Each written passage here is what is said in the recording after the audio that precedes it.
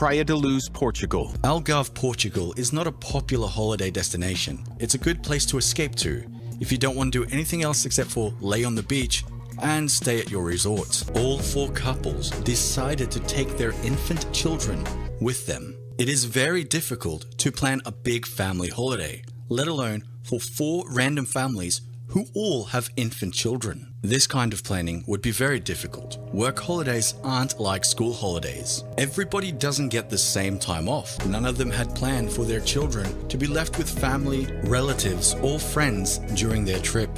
They went out for dinner and left their 3 children, ages 3 and under, all alone in a little apartment in a small town in Portugal.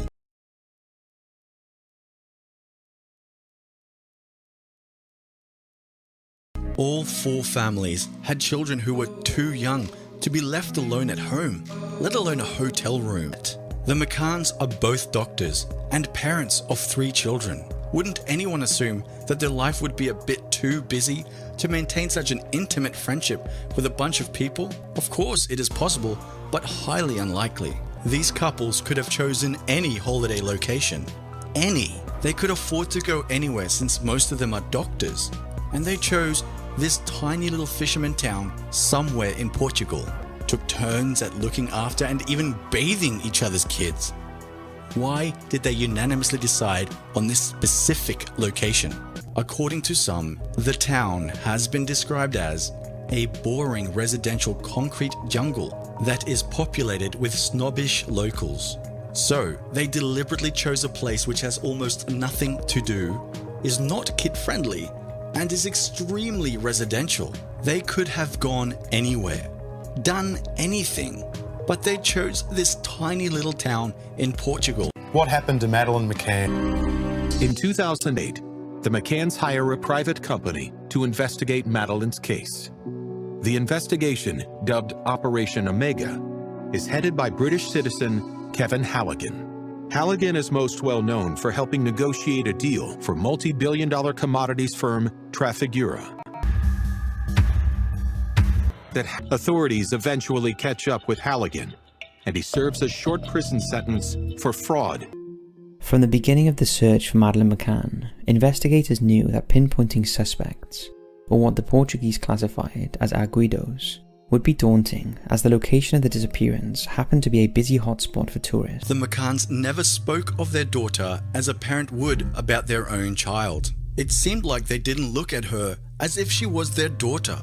The way they described her was almost materialistic in manner, and their obsession with her, and I quote, perfect features, was disturbing. It was an incredibly beautiful baby, actually. But she was just really compact and just a really kind of nice, round, perfect head, and you know, and then she opened her mouth, and the whole world knew she was with us. As if she wasn't even human, but instead a product. Her perfect little form, perfectly shaped head, and perfect little facial features. I actually stuck my head round the door and I just lingered for a few seconds and thought how beautiful she was. And that's the last time I saw her. The last time Madeleine's father claimed he saw her was when he peeked into her room and, I quote, admired her perfection. No fond memories of the things she did, just how she looked and what she wore. This obsession can be seen in every interview, press conference, and even in Kate McCann's new book called Madeleine. She looked so gorgeous in her little t-shirt and shorts, pink hat, ankle socks, and new holiday sandals. They were obsessed with her looks. They loved to take pictures and film her modeling and posing. There is also this one picture in particular that kind of strikes me as bizarre. It is the one they picked for her missing picture. It is a zoomed-in picture of Madeleine, her eyes wide like saucers with a gaping mouth staring blankly at the camera. However, there are other indicators, and we most certainly would not feel awkward discussing it. But Madeleine's mother bounces awkwardly around the topic of just brushing her daughter's teeth, giving her a bath, and getting her ready for bed. But the most damning piece of evidence is in Kate McCann's own book titled Madeleine, which describes exactly how she thinks of her daughter. I asked Jerry apprehensively if he had any really horrible thoughts or visions of Madeleine. He nodded. Hatingly, I told him about the awful pictures that scrolled through my head of her body, her perfect little genitals, torn apart. Page 129 of Kate McCann's book, Madeleine. What sane parent would think of their child's genitalia in a moment of crisis, or even at all? A normal parent would be thinking about how scared and alone their child is, and hating the fact they cannot help. But in Kate McCann's case, instead of thinking about their child's well-being, her mind is instantly drawn to her own daughter's, and I quote, perfect little torn genitals. That's disgusting. What mother would write this about their own 4-year-old child? John and Tony Podesta were, in fact, in Praia da Luz, Portugal, on the 3rd of May, when Madeleine McCann went missing. According to him, they were staying at Clement Freud's mansion while he was abroad. John and Tony Podesta, brothers and administrative members of Clinton's Democratic National Committee, believed by some to be a part of a high-profile pedophile ring in the United States, also became linked to the case when the Smiths family reported seeing a man carrying a barefoot, blonde girl aged 3 to 4 in light pajamas. They claimed that the man did not seem like a tourist and was uncomfortable holding the child. Despite claiming that the man held his head down, the description they gave of the man, or men, they saw carrying the girl made the eFit machine output an image that looks identical to the Podesta brothers. John Podesta's email got hacked, and even more sinister emails were found linking the Podesta brothers to the McCann case. On top of suspicious alleged code words for pedophilia, all emails from and to John Podesta during the disappearance of Madeleine were handled by Podesta's secretary. John Podesta was believed to be somewhere abroad during this time frame. FBI informant claimed that both John and Tony Podesta were, in fact,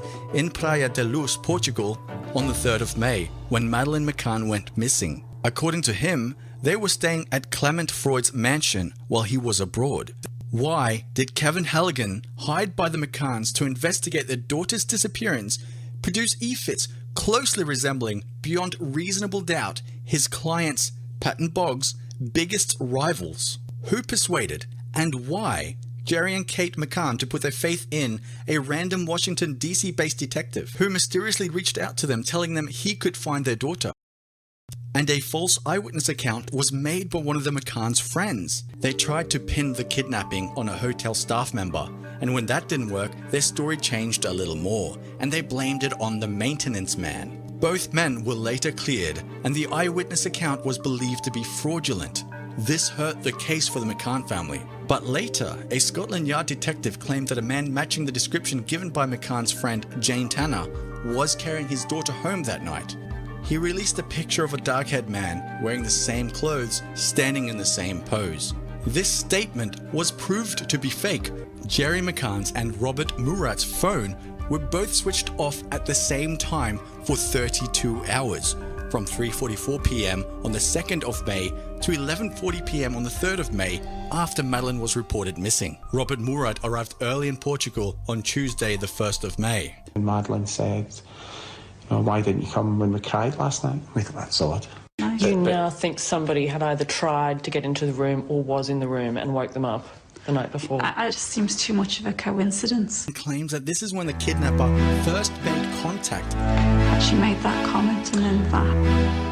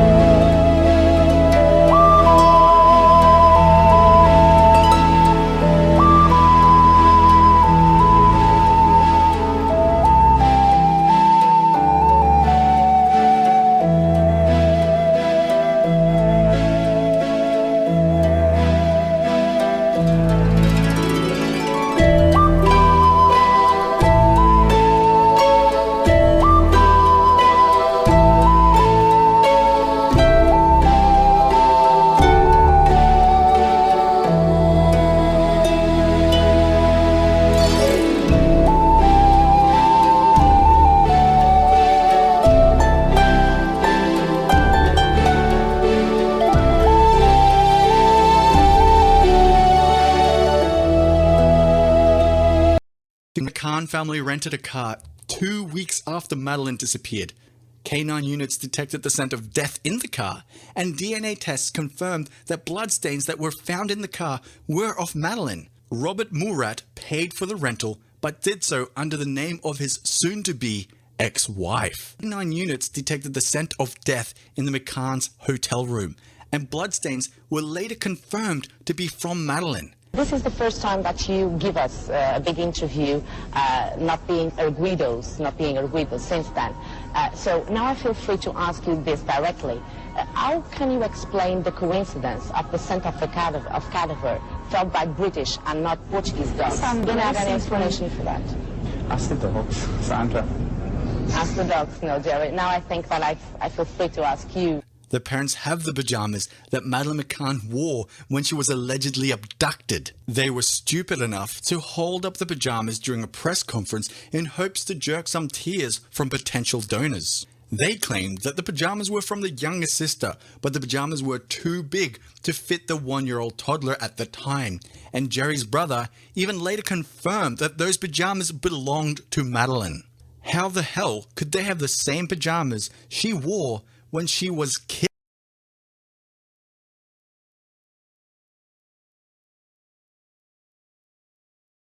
Of an unidentified woman whose profile was released on August 9th, 2009. The woman in question was seen near Port Olympic Marina in Barcelona, Spain, on May 7th, 2007, just 72 hours after Madeleine disappeared. She appeared agitated, was nicely dressed, but kept pacing up and down the street by Al Rey de la Gamba restaurant and bar. 2 passing British men noticed the disturbed woman and decided to approach her, when one of the men, who wishes to remain anonymous, asked if everything was okay. The woman asked, "Are you here to deliver my new daughter?" No other details are known, but the British witnesses say that after their conversation, the woman had a colourful argument in Spanish with a local inside the neighbouring pub. Again, no other details have surfaced, except that the witness described the woman's accent to be of Australian qualities, and appeared as an Australian Victoria Beckham lookalike. A man carrying a young girl away from the McCann's apartment complex, focal point of the early investigation, and remain as the major case point in the eyes of the public. But its importance isn't grounded by what it unveiled to authorities, rather grounded by what it distracted authorities from. Police initially believed Jane to be fabricating the entire ordeal. A group of mysterious charity collectors who had been working the area at the time. That could mean only that it was a scam. It's one of these charity collector scam merchants had an interest in little girls. He came to the door as a woman was standing in her kitchen with her own 3 or 4-year-old.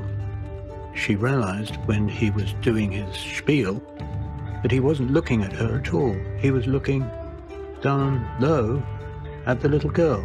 Despite this promising lead, the Portuguese authorities are unable to track down the conman. George becomes the team's #1 suspect. In 2010, private investigators showed clips they had filmed of a man from inland Portugal doing labour outside of a white truck. Gale watched these clips, unreleased to the public, and felt that despite the lack of a moustache and lighter hair colour, the recorded man was the same man from the Praia da Luz beaches in April of 2007. It was here that we saw the 2 men. Was someone seen? Are you sure this is the man you saw? Yes, that is, as I remember the man. Scotland Yard finally identified a British holidaymaker who matched the TS description and fully cooperated with police. He explained that he was indeed carrying his own daughter after picking her up from the Ocean Club and heading back to their flat. To prove his innocence, the identified man dressed up in the same clothes as was mentioned in the TS report, and visually matched to the specific profile detailed in the sketch. The man was also able to provide the clothes his daughter was wearing the night of the sighting, as well, and once again the alibi cleared when the unveiled pyjamas bore likeliness to Madeleine's Eeyore set. What frustrated authorities the most with the Tanner sighting wasn't the lack of information it provided, but rather the time it took away from other potential pieces of evidence. First off, the Tanner sighting led investigators to believe the main abduction took place between 9 and 9:15 PM. However, after learning the Tanner sighting had little to no connection, They had to retrace their steps and recalibrate more than half a decade's worth of thinking, going as far as to say the man seemed uncomfortable carrying the child. E-fit images were initially created back in 2008 when the testimony was first recorded, but the entire sighting was muddied when Martin Smith thought Jerry McCann fit the profile of the Smith sighting man. But the rumoured confusion created sensitive press about the Smith sighting. It wasn't until October of 2013 that it reverted law enforcement's attention and reset the timeline to the abduction happening just before the Smith sighting. Another early theory proposed by investigators was a burglary gone wrong. According to records, the time between January and May of 2007 saw an unnatural rise in burglaries and burglary attempts in the area, including 2 around the McCann's apartment in the 17 days leading up to their vacation. These reports suggested that a burglary went into place the evening of May the 3rd, of which Madeleine interrupted after climbing out of bed and exiting her bedroom, hence why the door was opened further than Gary had left it. Then the burglar would have taken Madeleine as a precaution, leaving through the bedroom window since it faced the street outside of the resort. In April 2017, Scotland Yard announced a foiled burglary attempt was no longer under consideration.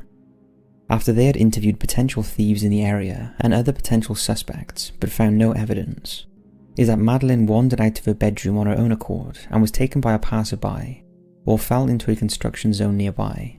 These musings were first discounted by Kate McCann, who reminded police that Madeleine would have had to open the patio doors on her own, close the blinds behind her, remember to shut the door again, operate the child-proof gate at the top of the stairs, and finally open and close the gate at the street level. It's also regarded unlikely that Madeleine climbed out of the bedroom window under her own power as well. The most agreed upon theory by private investigators and law enforcement is one of abduction, including pre-planned abduction. This theory stems from the bevy of suspects seen around the A5 apartment complex in the days leading up to Madeleine's disappearance. For years, police have been tracking down these suspicious men, as well as known paedophiles, bogus charity collectors, and criminals who were later convicted of similar crimes and could be placed in or around the area in May of 2007. Some crime scene experts who have taken a dive into Madeleine's disappearance have stated that they do not believe the scene backs up an abduction hypothesis. Thus, Scotland Yard turned their attention to another eerily similar sighting from the night of May the 3rd, 2007. This incident reported by Irish holidaymakers Martin and Mary Smith. The Smiths claim that they saw a man carrying another child at about 10 p.m. in a location which was about 460 metres away from the McCanns in 5A. The Smith sighting man was walking away from the Ocean Club and nearing the beach at Rua 25 de Abril. The Smiths described the new figure as a male standing at about 5 feet 8 inches with shorter brown hair and a slim build. He seemed to be in his mid-30s from the Smiths' vantage point and wore beige shorts, much like how Jane Tanner described the man in her sighting as not a tourist. The Smiths offered the same testament. Similar stories compared to the previous men have been updated with police sketches as well. Again, other witnesses claim to have interacted with fake charity workers in the area around the time Madeleine vanished, and gave descriptions that were translated to pictures of these 2 men. 2 other fair-haired men were also described to have been hanging near the McCann's flat around May the 3rd, and were thought to be of Scandinavian, German or Dutch heritage. Another pair of E-fit profiles were uncovered in old Portuguese police reports, and subsequently unveiled to the public, again representing suspicious men appearing in the area.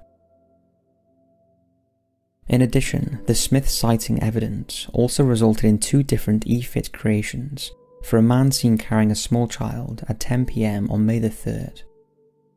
Another mysterious encounter resulted in police sketches occurred 3 days after Madeleine's disappearance, but wasn't announced to the McCann family or the public for over a year, until the eyewitness was approached by Mirror magazine. Anna Stam, then 41 years old, made a call to Dutch police when she thought Madeleine and an older Dutch couple walked in her Amsterdam shop on May the 6th, 2007. According to Anna, the man was between 35 and 40 years old, with a mustache, dark skin, and spoke Portuguese. The woman he was with was a little older, maybe in her 40s, with brown hair and spoke French. Accompanied with them was a little girl. The following are direct quotes from Anna in Mirror magazine, who said, "I'll never forget the girl. She had her hair in a ponytail, huge green-brown eyes, a pale face which showed no emotion. I didn't like the man. He didn't look like a nice person. I work in a party shop, so most people smile when they come in to buy things. But he didn't smile back at me when I smiled at him. He had no sparkle in his eyes. He was short with me and seemed angry. I got the feeling he didn't want me to interfere with him and the others." The woman was also peculiar, acting stressed and uncomfortable, Anna said. "She tried to smile at me, but it was out of obligation, not from the heart. The whole way they reacted made a big impression on me. The man spoke in Portuguese. I know, because I have Brazilian friends.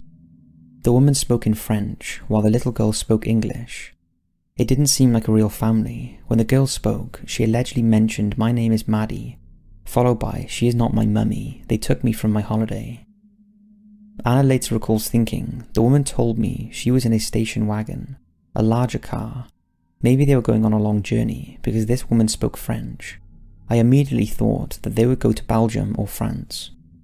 This would later connect the dots with early police theories that feared Madeleine had been taken by a Belgian paedophile gang, followed by 3 separate sightings of Madeleine lookalikes in Belgium after May the 6th, because Anna wasn't 100% certain that they were any criminal acts associated with the encounter.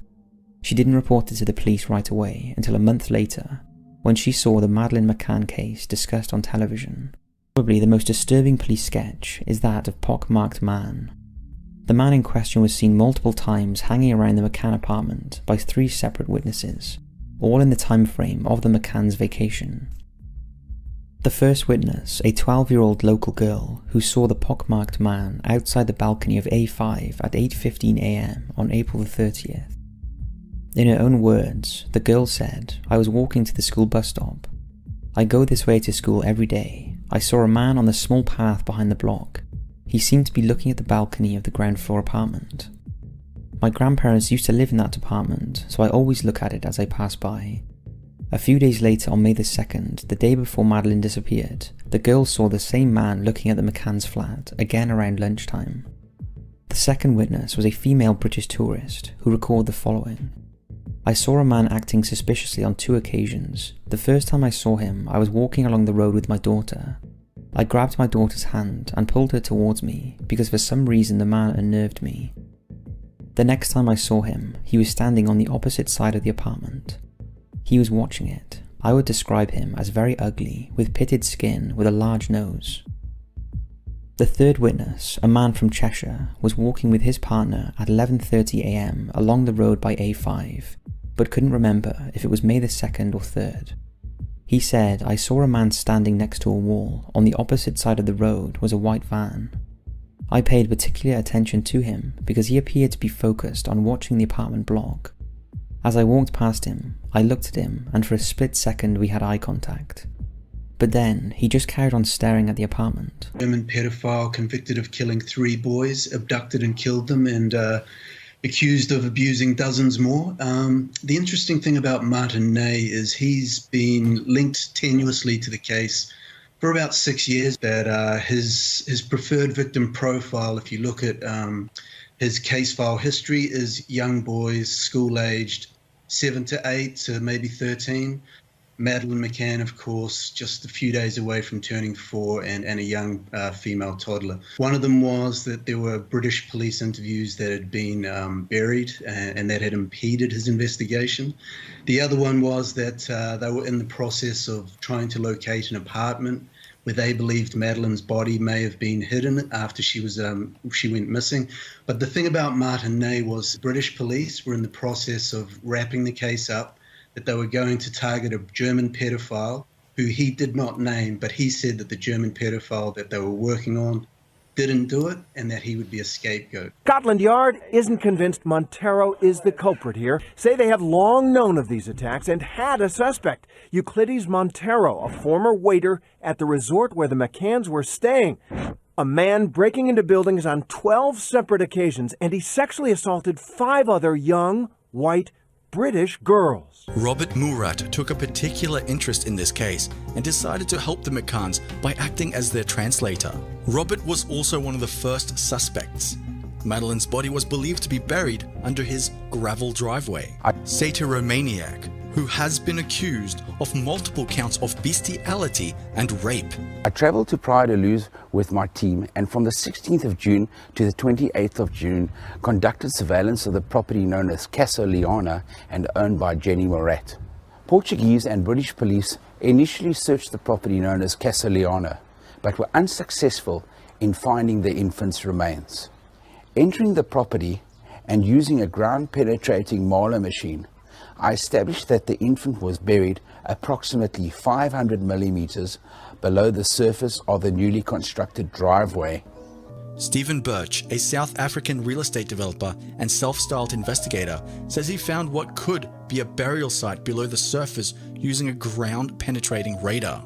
Birch, who has invested $50,000 of his own money investigating the case, has asked Portuguese authorities to excavate the area, and 3 experts contacted by HuffPost Crime agreed that this would be the appropriate action.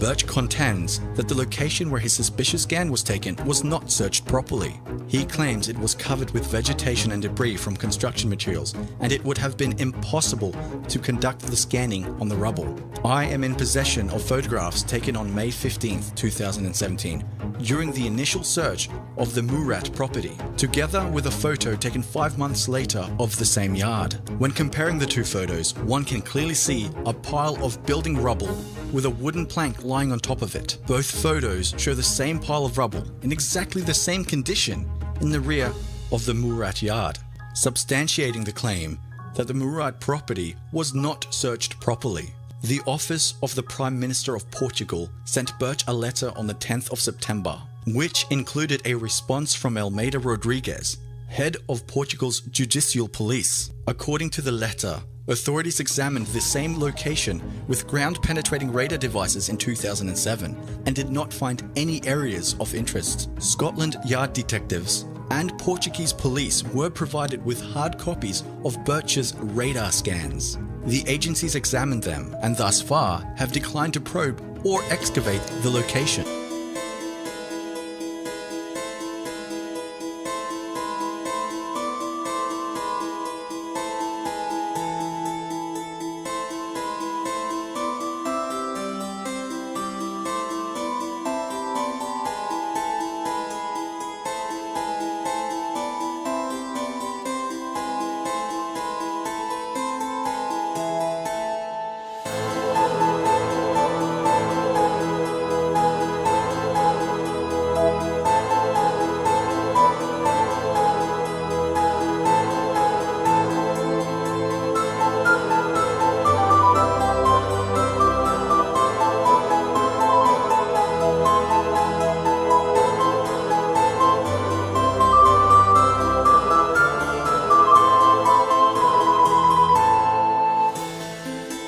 Madeleine's hair and body fluid was found in Murat's villa, but written off as insufficient evidence.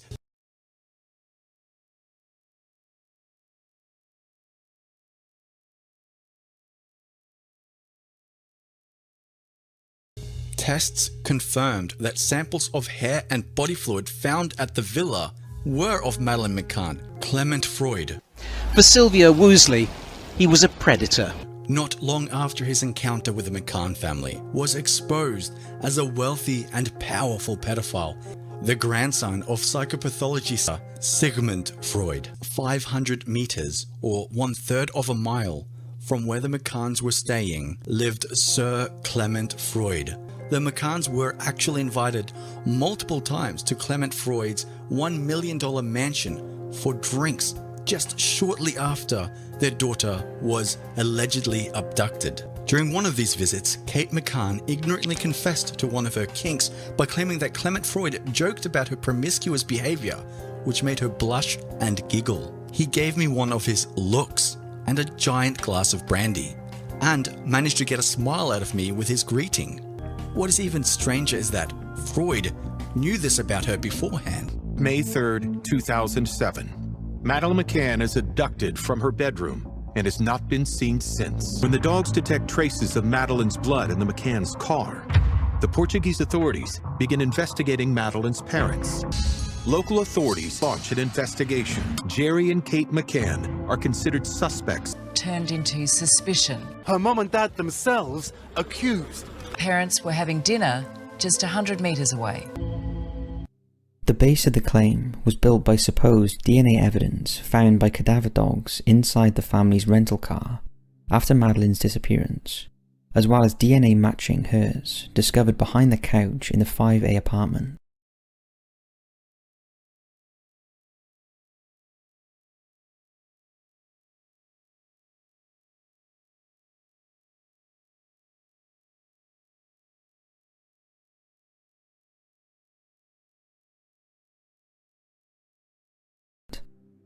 This led police to draft a 10-page conclusionary report regarding a likely murder of Madeleine, a cover-up fake abduction that involved the Tapas 7 as conspirators to mislead police, and even a claim that the number of suitcases each member of the party brought to Portugal was suspicious in nature. Their bedroom is fastened next to the front door of the flat, and has a single window overlooking the car park and public street. They share a bottle of wine together before heading off to dinner.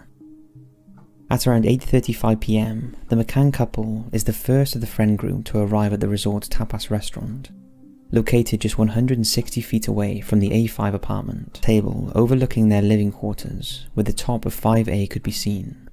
20 minutes pass by, and a few more members of the Tapas 7 arrive at the restaurant at 8:55 PM.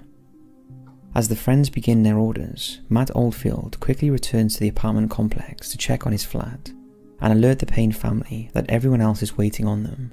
10 minutes later at 9:05 PM, Jerry heads back to 5A to check on his own children. He walks through the unlocked back patio doors. Everything inside seems normal until he finds the children's bedroom door to be open about 45 degrees instead of just ajar.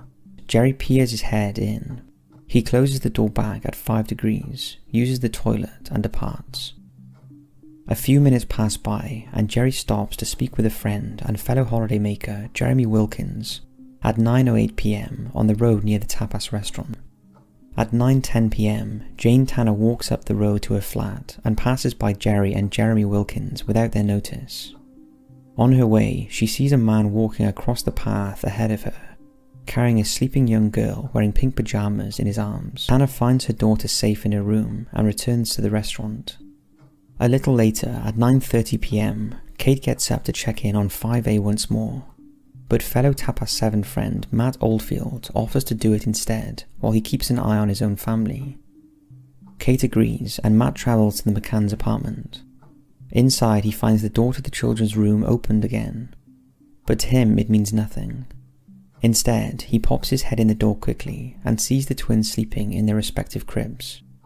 From this vantage point, he doesn't explicitly notice Madeleine and leaves the quiet building, assuming all is perfectly normal, and Kate makes a check herself at 10 PM. However, when she goes to push the children's door open, a draft of wind from inside the room slams the door shut. Kate enters with force and finds the window open and the shutter pulled up. The twins sleep soundly in their beds, but Madeleine is nowhere to be found. Something was strange about that night, and even professionals agree that both Jerry and Kate McCann had some sort of knowledge that something was going to happen that night. Jane, Jerry, and Kate's statement on what happened on the 3rd of May don't add up. There are many indiscrepancies. Both Jane and Kate claim that Madeleine was playing tennis with them, but the details of Jane's story do not match Kate's, suggesting that both of them are lying about what really happened.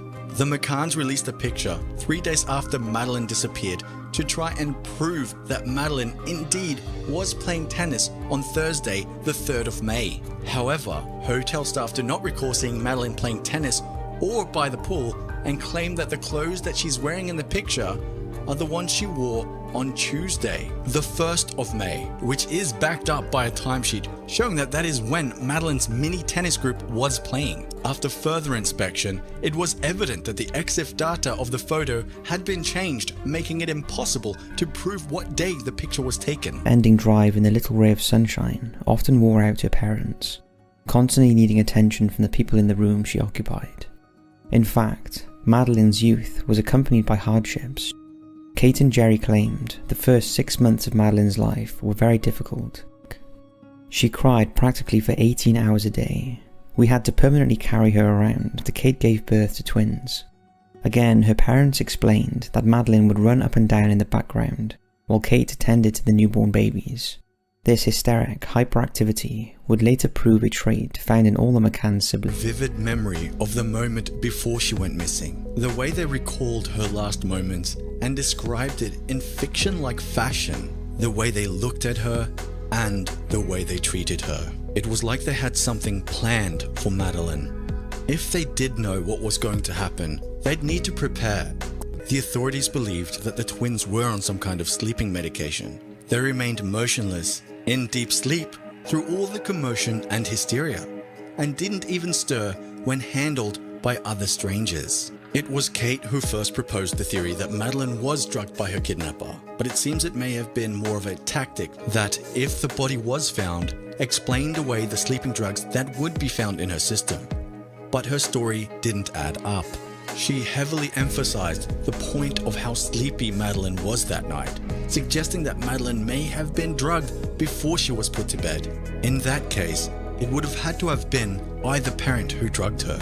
So, if this is true, we now have little Madeleine drugged and left in an unsecure location. They had planned a dinner date that night of everybody who interacted with the family that night.